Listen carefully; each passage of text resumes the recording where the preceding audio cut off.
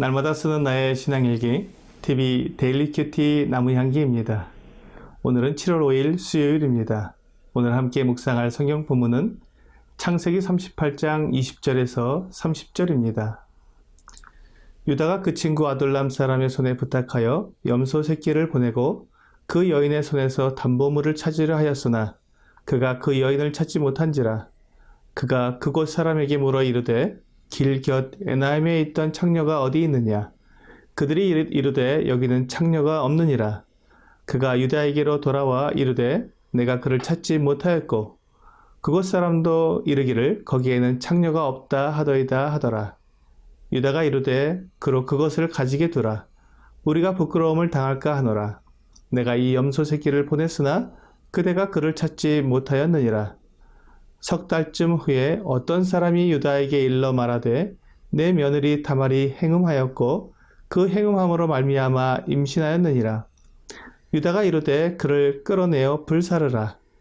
여인이 끌려나갈 때 사람을 보내어 시아버지에게 이르되 이 물건 임자로 말미암아 임신하였나이다. 청하건대 보소서 이 도장과 그 끈과 지팡이가 누구의 것이니까 한지라. 유다가 그것들을 알아보고 이르되 그는 나보다 옳도다. 내가 그를 내 아들 셀라에게 주지 아니하였음이로다 하고 다시는 그를 가까이 하지 아니하였더라. 해산할 때 보니 쌍태라.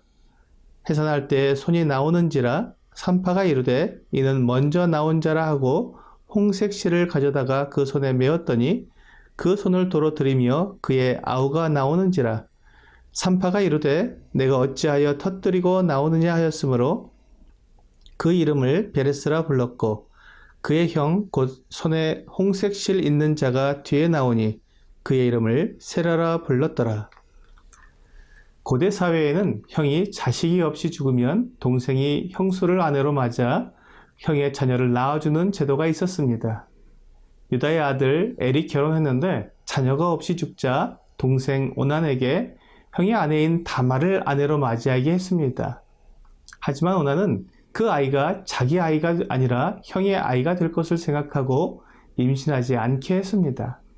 오난은 자기가 마땅히 져야 할 동생으로서의 의무를 지지 않아서 하나님께 죽임을 당했습니다. 현대에도 이런 결혼 제도를 유지하고 있는 나라와 문화들이 있습니다. 하지만 우리나라는 이런 제도를 허락하지 않습니다. 구약성경 신명기 25장 5절은 형제들이 함께 사는데 그 중 하나가 죽고 아들이 없거든 그 죽은 자의 아내는 나가서 타인에게 시집가지 말 것이요 그의 남편의 형제가 그에게로 들어가서 그를 맞이하여 아내로 삼아 그의 남편의 형제된 의무를 그에게 다 행할 것이요 라고 말씀하고 있습니다. 하나님께서 이스라엘에게 이 제도를 정해주신 것입니다. 하나님께서 이런 제도를 만들어주신 목적은 무엇일까요? 첫째, 죽은 형제를 대신하여 대를 이어줄 후사를 낳아줌으로써 그 형제의 이름과 기업을 가문과 지파 내에서 보존해 주기 위함이었습니다. 둘째, 이스라엘 여인이 이방 남자와 결혼하는 것을 방지하기 위함이었습니다.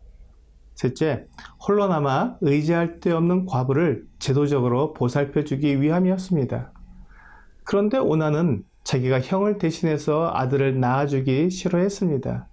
그가 그렇게 한 이유를 정확히 알지 못하지만 유산의 문제일 수도 있고 자기가 낳은 아이를 형의 이름으로 키우는 것을 싫어했을 수도 있습니다.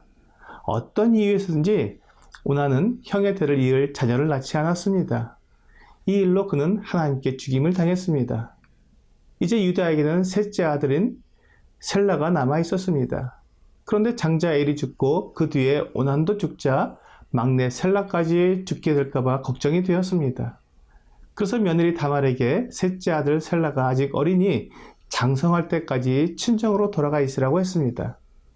그러나 유다는 셋째 아들을 다말에게 줄 마음이 없었던 것입니다.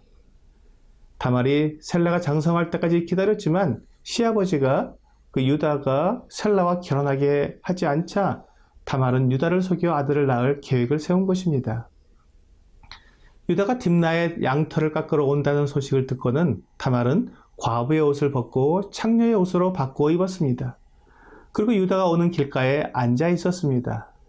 유다는 창녀의 모습을 한 다말을 보고는 자기의 도장과 끈과 지팡이를 맡기고 동침을 했습니다. 다말은 이제 임신을 하게 되었습니다. 죽은 남편의 대를 이을 수 있게 된 것입니다. 다말이 임신한 소식을 들은 유다는 그녀가 행음을 했다고 여기고 불에 태워 죽이게 했습니다. 하지만 다말이 자기가 맡은 도장과 끈과 지팡이를 내주자 유다는 그것이 자신의 잘못이라는 것을 깨달았습니다.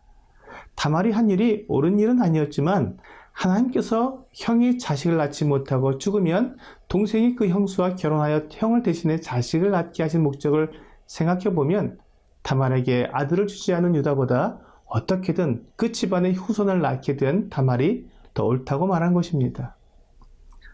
사람들은 다른 사람의 입장이 되어보지 않으면 그 사람의 행동을 오해할 수 있습니다. 그것이 갈등의 원인이 되기도 합니다. 하지만 다른 사람의 입장에서 모든 것을 보게 되면 다른 사람의 행동이 이해가 될 뿐만 아니라 나의 행동도 객관적으로 보게 되어 정확한 판단을 하게 됩니다. 유다는 모든 것을 다 알기 전에는 다말이 옳지 않은 행동을 했다고 생각하고 죽이려고 했지만 모든 것을 다 알게 된 후에는 다말의 행동은 자기의 잘못 때문이라는 것을 알게 되었고 다말이 자기보다 더 옳다고 인정하게 되었습니다. 유다는 자기의 입장이나 생각보다 하나님께서 가족의 대를 잇도록 주신 이 제도의 목적을 생각해 보았을 때 모든 판단의 근거가 바르게 정리된 것입니다. 그렇습니다. 우리가 내 생각, 내 고집, 내 이익을 생각하면 잘못이라고 생각되었던 것들이 하나님을 기준으로 삼고 하나님의 말씀이 가르쳐 주시는 목적을 가지고 판단해 보면 잘못된 판단이나 결정을 하지 않게 될 것입니다. 오늘의 적용 질문을 보겠습니다. 오늘 나는 누구의 입장이 되어보는 것이 필요합니까? 언제나 우선적으로 하나님은 어떻게 말씀하고 있는지 생각하고 알아보므로 하나님의 입장에 서보는 것이 중요할 것입니다. 그리고 내가 반대하고 잘못이라고 생각하는 사람의 입장이 되어보는 것이 필요합니다. 그렇게 되면 하나님의 사랑과 은혜를 함께 나눌 수 있는 마음이 생기게 될 것입니다. 오늘 내 생각, 내 판단만 주장하는 것이 아니라 하나님의 말씀과 다른 사람의 입장이 되어보므로 더 넓고 온유한 마음으로 사람들과 관계를 맺는 여러분과 제가 되기를 주 예수님의 이름으로 기도합니다.